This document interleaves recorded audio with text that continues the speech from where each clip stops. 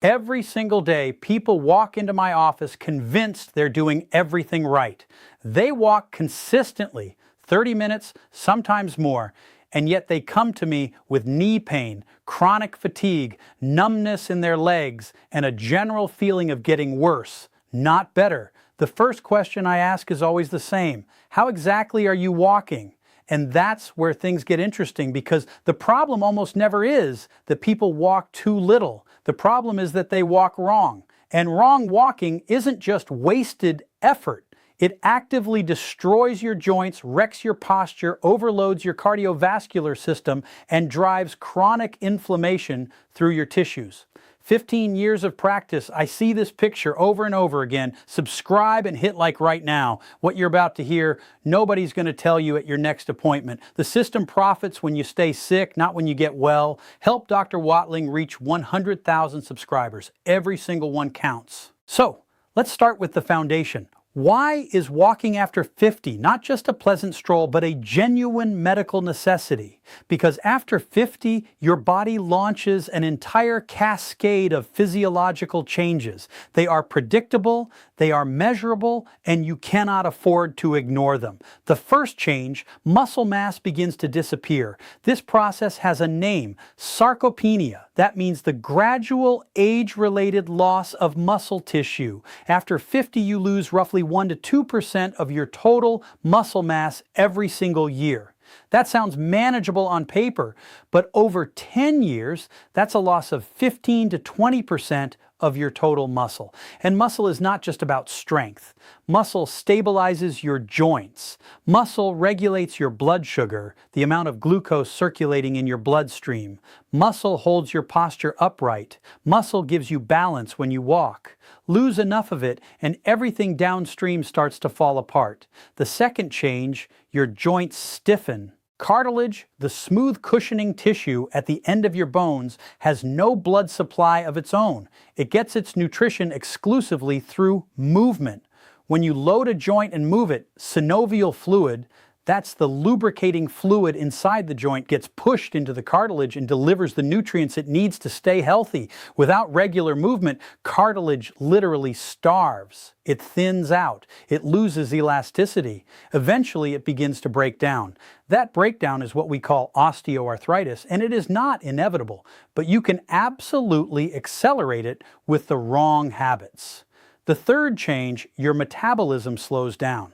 Your basal metabolic rate, that's the number of calories your body burns just to keep itself alive at rest, drops by roughly 2 to 3% every 10 years after 50. That means the exact same lifestyle that kept your weight stable at 30 will cause you to gain weight at 55. Not because you changed anything, because your body changed. The fourth change, circulation becomes less efficient. Your blood vessel walls gradually lose elasticity. Your heart pumps with slightly less power. Peripheral circulation, meaning blood flow to the legs, the feet, the small vessels, deteriorates. This is exactly why so many people over 50 notice cold feet, nighttime leg cramps, and a heavy, tired feeling in their lower legs by the end of the day. And here's the critical point. Walking works on all 4 of those systems at once. It activates muscle. It triggers cartilage nutrition through movement. It accelerates metabolism. It improves circulation. Multiple studies confirm that people who walk regularly have significantly lower rates of cardiovascular disease, type 2 diabetes, a condition where the body stops managing blood sugar properly, osteoporosis, which is the thinning of bones, and cognitive decline. But, and this is the part nobody tells you, all of that only works when you walk correctly. Walk the wrong way and you don't get a smaller benefit, you get a new problem on top of the old ones. Let's go through every major mistake I see, starting with mistake number 1. You start your walk too fast. This is probably the single most common mistake I see across every age group, every fitness level. People step outside and immediately hit full pace. It seems logical. Why waste time warming up when you could just get moving? But your body is not a car. You don't just turn a key and have everything running at full capacity. Your body needs time to shift from rest to movement, and that transition cannot be skipped without consequences. Here is what actually happens in your body when you start too fast. First, your muscles are cold. The colder muscle fibers are, the less elastic they are. Less elasticity means higher risk of micro tears. Those are tiny microscopic rips in the muscle tissue that individually cause no symptoms, but accumulate over time and produce chronic pain syndromes. Second, your joints are not yet lubricated. Synovial fluid, the protective liquid inside your joints, pools in certain areas of the joint cavity while you rest. To spread evenly across the entire joint surface and create a protective film between the cartilage surfaces, it needs a few minutes of slow, gradual movement. Start fast and your cartilage is running dry. Third, your cardiovascular system has not adapted. The heart does not like sudden demands. When intensity rises too fast, heart rate spikes and blood pressure jumps more sharply than it needs to. After 50, when your vessels are already less elastic, that sudden spike puts unnecessary stress on the vessel walls. The solution requires zero additional time. Spend the first 3 to 5 minutes of every single walk moving slowly, deliberately slowly, almost leisurely slowly. That is your warm-up. It is not just for athletes. It is for every person who wants to walk without pain. After 5 minutes of slow walking, your joints are lubricated, your muscles are warm, and your heart has settled into a working rhythm. Now you can pick up the pace. Mistake number 2, wrong posture while walking. Go outside and watch people walk. Most of them are hunched forward, head jutting out in front, shoulders rounded down and forward, eyes aimed at the ground a few feet ahead. This is not just unattractive. This is a biomechanical catastrophe for your spine and your respiratory system. Let me explain the mechanics. An adult human head weighs about 11 lb. When it sits directly over the spine in neutral position, the neck muscles carry exactly that load. But when the head shifts forward by just 1 to 1 and 1, 2 in, the load on the cervical spine, the neck portion of your backbone, increases by roughly 3 times. At 2 and a forward shift, the load multiplies 4 to 5 times. That means instead of carrying 11 lb, your neck and upper back muscles are now holding 45 to 55 lb continuously. Walk like that for 20 or 30 minutes and you generate chronic muscle tension in the neck, shoulders, and the base of the skull. This is why so many people come home from a walk with a neck ache. It is not a draft. It is not old age. It is posture. The second hit lands on your lungs. When your chest is compressed and your shoulders are rolled forward, your diaphragm, the primary breathing muscle, a dome-shaped muscle below the lungs, cannot fully descend. Your lungs cannot fully expand. You breathe shallow, using only the top portion of your chest. Your body receives less oxygen than it should. Less oxygen means less energy for your muscles and your brain. You walk for 30 minutes and feel like you walked for an hour. People blame this on age or poor fitness. The real culprit is posture. There is a third consequence that almost nobody mentions. Bad walking posture disrupts the entire biomechanical chain. Head forward, the lower back compensates with an exaggerated arch, the pelvis tilts, the knees begin operating at the wrong angle. The load on your knee and hip joints increases, not because you are old, because of one specific correctable mechanical error. How to fix it? Picture a thin thread attached to the top of your head, pulling you gently upward. This does not mean straining or forcing yourself tall. It simply means allowing your spine to decompress and straighten. Shoulders relaxed, drawn slightly back, not a military stance, just your natural anatomical position. Eyes forward on the horizon, not at the pavement. Chin parallel to the ground, chest open. In this position, your lungs work at full capacity. Your neck carries no excess load, and your spine distributes weight the way it was designed to. Mistake number 3, the wrong shoes. This is the topic people pay the least attention to. Shoes are the last thing anyone thinks about when choosing a walking route or deciding how long to go. That is a serious mistake because for your joints, there is nothing more important than what sits between your foot and the ground. Two things happen with age that make footwear critically important. First, the fat pads on the soles of your feet thin out. Existed as natural shock absorbers. They soften the impact of your heel hitting the ground with every step. Now that natural cushioning is diminished. That means your shoes must pick up the slack. If they don't, every ground impact travels straight up the chain, ankle, knee, hip, lower back. Second, the muscles and ligaments of the foot weaken with age. The arch of the foot can begin to collapse. This is called acquired flat foot. Flat foot changes the entire load angle on the knee, shifts the axis of the hip joint, and increases spinal stress. Good shoes with proper arch support can meaningfully slow that process. What you need in a walking shoe. First, adequate cushioning in both the heel and the forefoot.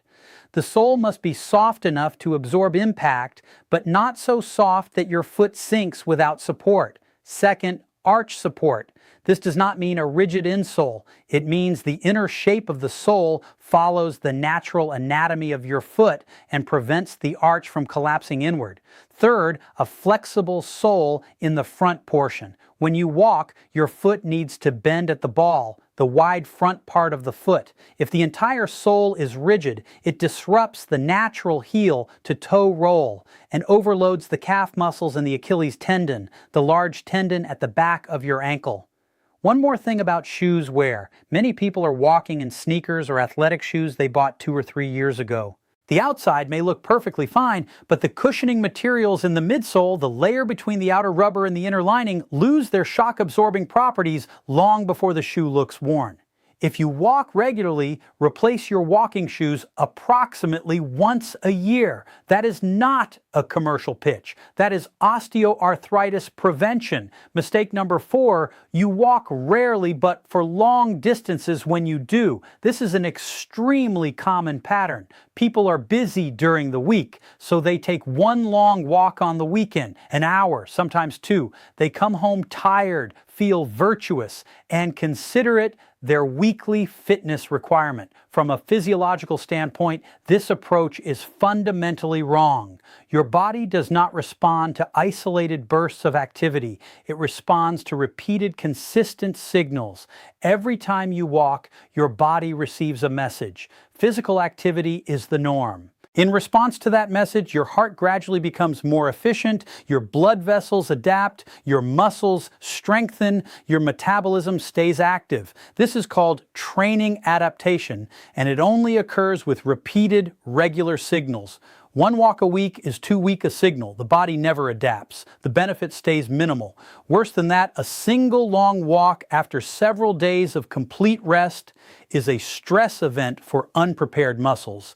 They are cold, unadapted, and on the following day, they hurt. People draw the conclusion, walking is not for me. My joints are weak. That is the wrong conclusion. The joints are likely fine. The loading pattern is wrong. Evidence-based medicine is clear on this. 20 to 30 minutes of walking on most days of the week is the minimum effective dose for your cardiovascular system. That is the regimen that reduces your risk of heart attack, stroke, and type 2 diabetes. Not one long Sunday walk, but 5 to 6 shorter walks per week. Your body adapts to what repeats, only to what repeats. If you currently walk once a week, start with 3 times, not necessarily 20 minutes. Start with 10. After 2 weeks, add 5 more minutes. Gradual progression here is not weakness, it is strategy. Mistake number 5, your arms are motionless while you walk. Most people either hold their arms stiff at their sides, let them hang, or shove them in their pockets. It seems comfortable. In reality, it strips away a significant portion of walking's benefits and disrupts movement mechanics. Here is why. Walking is not just leg work. It is a whole body, cross-pattern movement. When your left leg steps forward, your right arm swings forward, and vice versa. This pattern, called cross-coordination, is hardwired into your nervous system. It distributes the load across your spine symmetrically and reduces the sideways twisting force on your trunk with every step. When your arms don't move, your spine must compensate for that asymmetry by over-rotating in the lower back region. For people who already have lower back issues, this can trigger pain. Second point, arm swing recruits the muscles of the shoulders, chest, and upper back. That means during a walk with proper arm movement, significantly more total muscle mass is active than during a walk with static arms. More active muscle means higher caloric expenditure, better circulation, more active metabolism. The exact same distance walked with proper arm swing delivers a stronger physiological effect. Third point, arm movement sets rhythm and improves coordination. This becomes especially important after 50, when coordination gradually declines. A steady, rhythmic arm swing helps maintain a consistent stride and reduces the risk of losing balance. How to do it correctly. Bend your elbows slightly, roughly 90 degrees. Allow them to swing forward and back in natural rhythm, opposite to your leg movement. You do not need the exaggerated pumping action of competitive race walkers. Just stop pinning your arms to your body. After a few walks, you will feel the difference. Walking becomes easier and more rhythmic almost immediately. Mistake number 6, walking with your phone in your hand. 20 years ago, this mistake did not exist. Today, it is one of the most widespread things I see.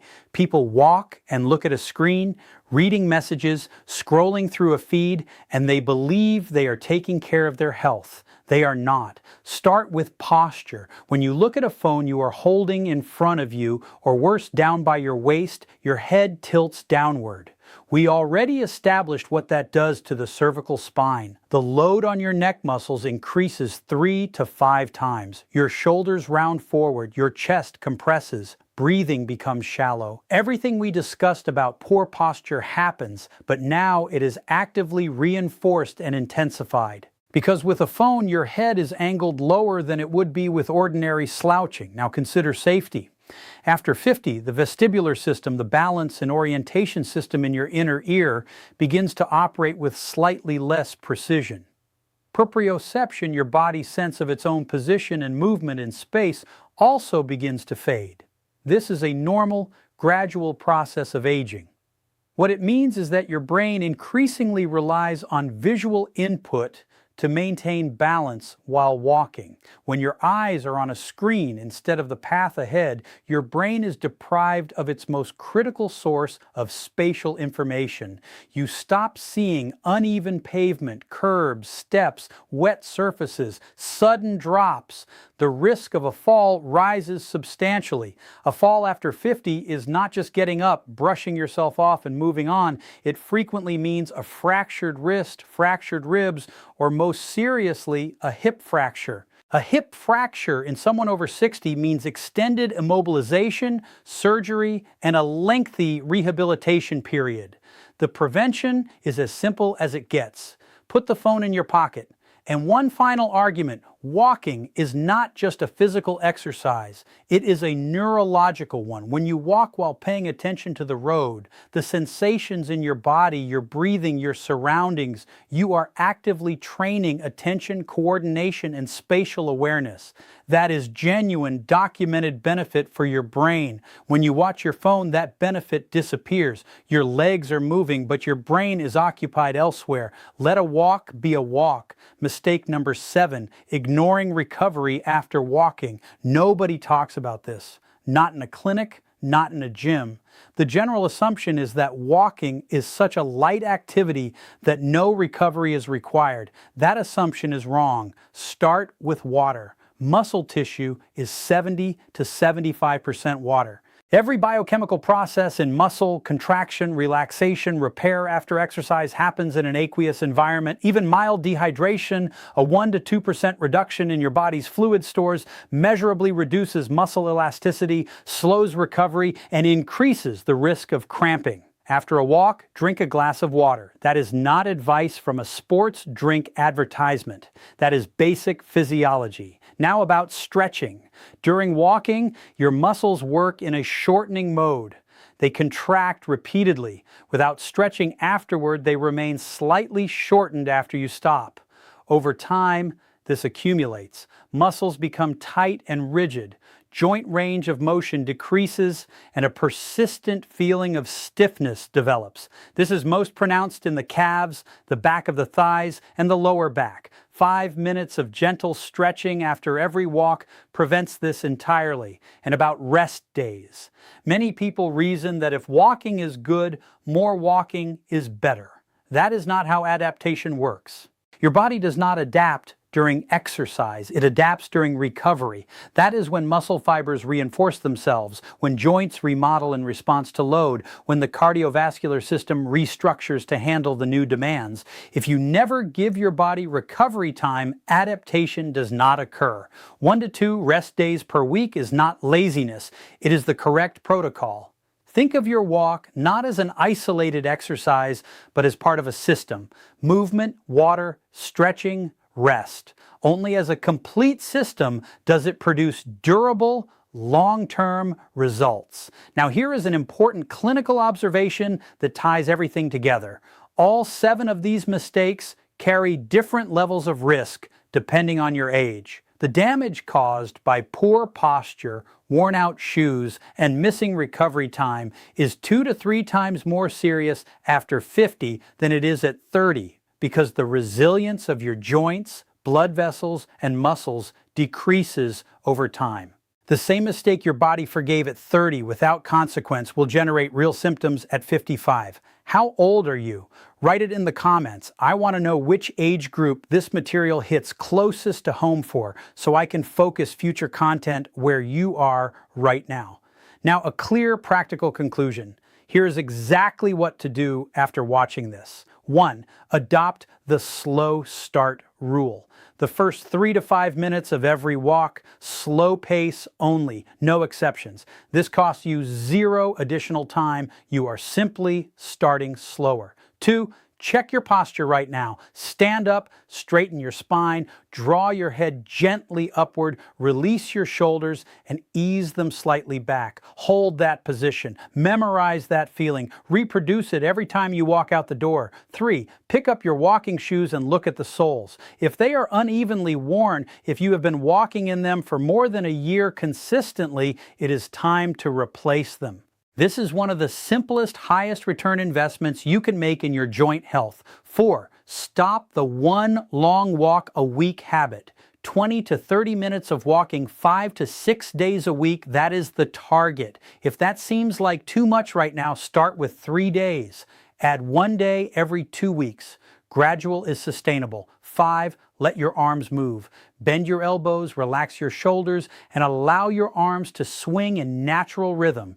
Take them out of your pockets. 6. Phone goes in your pocket for the entire walk. No exceptions. If you need audio, music, a podcast, use earbuds. Just keep the screen out of your hands. 7. After every walk, a glass of water and 5 minutes of stretching. 5 minutes. That is what stands between you and chronic muscle stiffness. Walking is one of the most accessible, safe, and effective tools available for maintaining your health after 50. You do not need a gym. You do not need expensive equipment. You do not need any special preparation. You need the right habits and a conscious approach. Small changes in how you walk produce real long-term results for your heart, your joints, your brain, and your overall well-being. Nobody in a clinic is going to walk you through this. It is simply not how that system operates. It profits from treatment, not from prevention. That is exactly why this channel exists. Subscribe to Dr. Waterling, leave a like on this video, and help us reach 100,000 subscribers, one informed, healthy person at a time.